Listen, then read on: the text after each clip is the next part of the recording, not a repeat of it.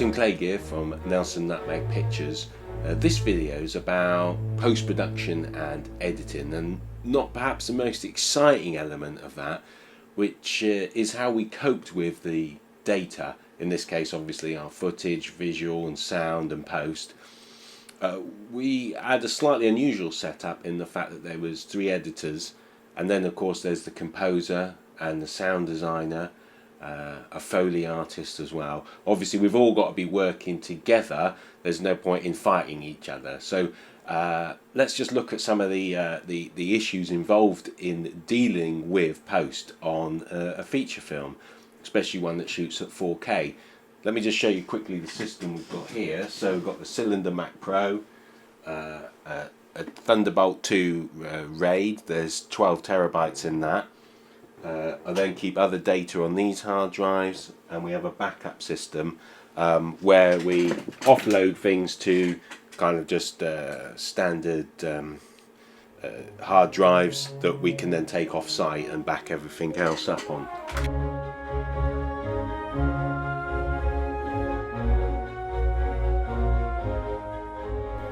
What we're doing here, I've got a camera set up, I've got my 3-screen monitor set up, and I'm capturing this screen so we can cut to it at any time.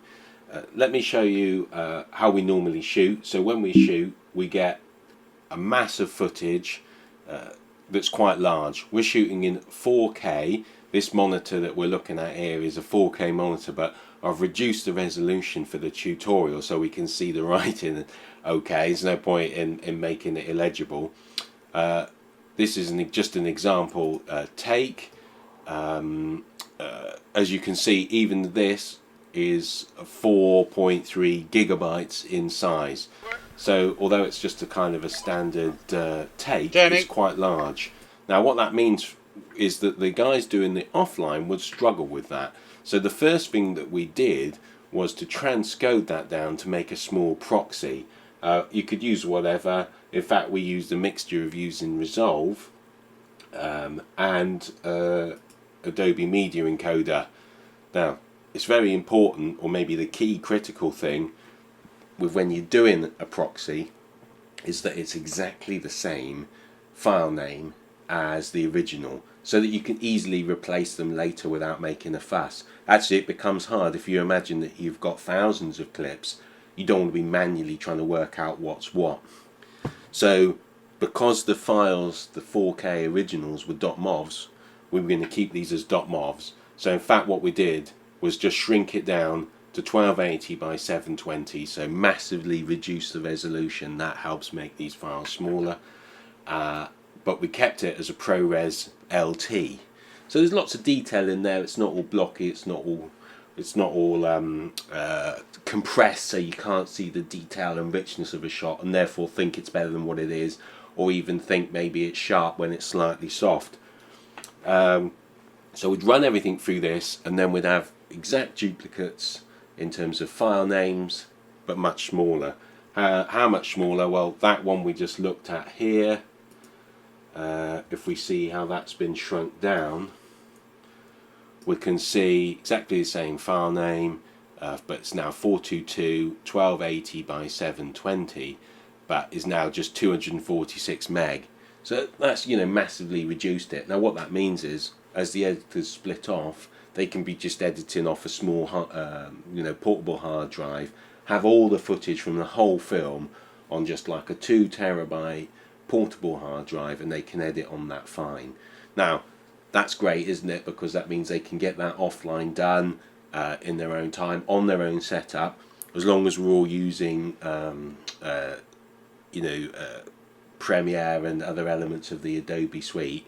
Then it's all going to work together. We all have to make sure we're on the same version, actually, because if we're slightly out of sync on that, it can cause issues with importing later and joining it up. So they go away and edit that up, and then they've got timelines to send back to me.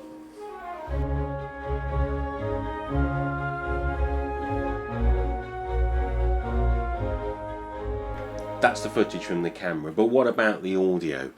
Well, when the audio comes in, it's 5-6 tracks, each on a separate WAV. Let me show you what that looks like. This one's got 4, because microphones 4 and 5 were down. So there's all kinds of different audio elements that need doing. Now, we didn't transcode the audio, we just kept it as the original WAVs, even though they're quite high quality WAVs. So each of those is 96 kilohertz, not 48.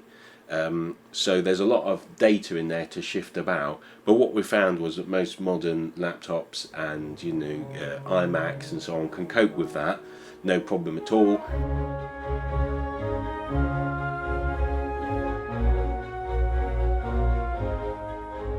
Right, so let's imagine we're in a situation where the editors have gone away with that transcoded footage and done their offlines with it, and everything's great.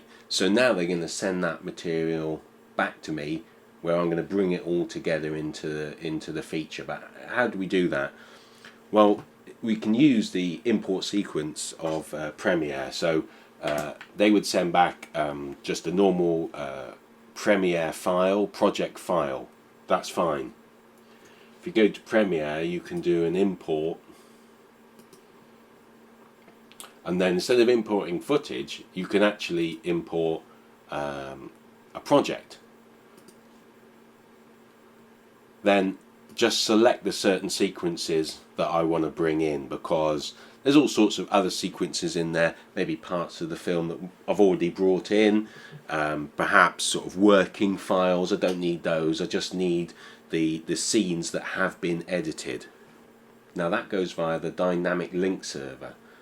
I have heard that that requires a connection to the internet to work. We did have some problems on location getting this to work, and we think it's because we weren't connected to Wi-Fi. I'm not sure why that is, and it is a slight pain, but once you get it working at home, it's fine. Okay, you can see here all the folders that are in that project file, the synced scenes and the pooled scenes, which is almost like just the best takes.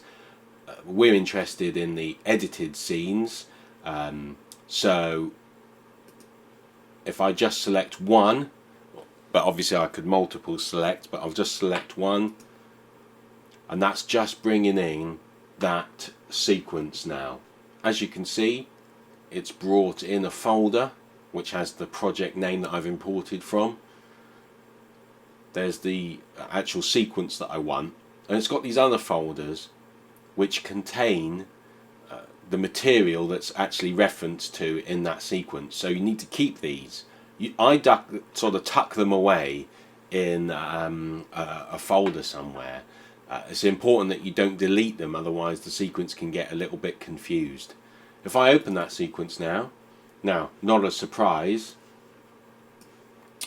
it's disconnected. Now why is that? Because it's looking for the proxy files.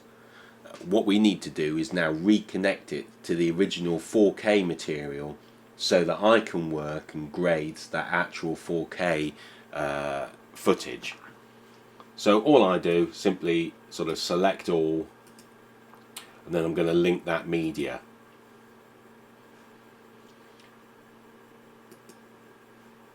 I'm going to now point it towards where I know the footage is that's 4K. I have a copy of the proxy on my computer so that I know what the other editors have, but I don't want to accidentally connect into that proxy footage again, otherwise we're not moving forward. So I point it deliberately to where I know the 4K material is. Now, because it's got exactly the same name, we can just simply search for that. It's really quick. Click OK, and it's now going to reconnect back to that original 4K material. Great. Now, if I have a look at that, I know that that's wrong. Because what of course it's done is it's put the 4K material into what is still a 720 timeline, because that's the resolution of the proxy files. What I do is set up a new timeline that's 4K in size and copy and paste that in. Let me show you what that looks like.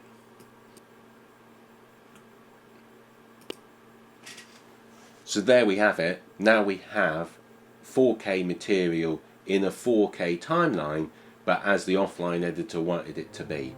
So I can now take this forward and start working on it.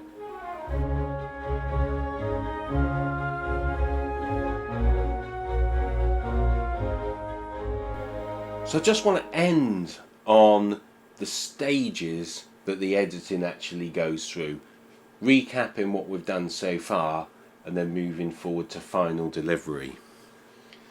So we start by simply syncing up all those audio channels to the video just as they've come out of the sound mixer. Then there's an offline using the proxy. We're bringing that in, it's the wrong resolution. Then I make a new 4K timeline and put that offline onto it, relinked back to the 4K footage, so that's starting to look the part. What I then do is split the film into reels, about 10 minutes long, a kind of a sequence of the film almost. So there's like one for the chase sequence, there's one for the kind of investigation sequence, and that makes the film manageable to deal with. So this scene becomes part of that reel of about the first 10 minutes. I also put all the audio onto different timelines now labelled, so all of the boom mic is on channel 4, all of the character Billy's audio from her radio mic is on track 5. So that makes it easier now to send that reel to the post-production sound people as an OMF, just exporting as an OMF so that they've got that. What happens is they then return that nicely mixed. So I want to use that sound now in my reviews of the film, so I do a kind of a temporary merge where I take my video and I take their audio and put it together. And then of course there's the final timeline, which is bringing together the whole movie by joining up now just those reels. So in fact the whole movie looks a very simple timeline because it's just a series of reels working through 1, 2, 3, 4, 5, 6, 7, 8 in our case reels across the whole movie. And what happens is, as new sound or new grading comes in, I can of course just update the reel in this master, and I've always got the movie as a master that I can watch and we can review or do maybe a focus group on. So that's the process of how to deal with 4K editing for us, working on a feature. I'm going to do another one where I look at how we made DCP, because we then took that 4K master and showed it on the big screen and it looked fantastic, but that can be a bit tricky to do a DCP, so I thought that requires probably a video by itself as I take you through the stages of that. And then I thought I'd do one on the grading that moves it from that original footage that we see in the offline up to the polished final film where it's looking much more vibrant. But that's in the future. In the meantime, maybe check out the trailer or follow us on Twitter and Facebook, where you can find out more about the film as it gets released.